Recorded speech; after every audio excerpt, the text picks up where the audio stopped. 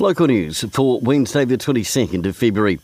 The Wairarapa is set to benefit from New Zealand's buoyant apple and pear industry and set to produce the country's largest ever crop on the back of a successful plan for billion-dollar export growth.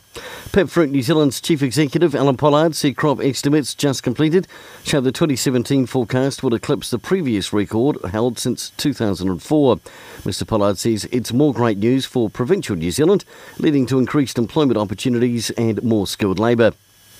With the Black Caps vs South Africa one-day international this Saturday, the Greater Wellington Regional Council have teamed up with Train Steve to provide local cricket fans a special train to get to and from the game. The cricket train will be departing Masterton at 10 to midday and will arrive in Wellington approximately 1:20pm.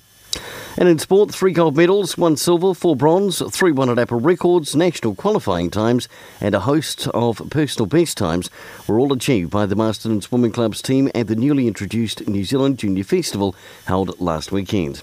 Well done to all those involved.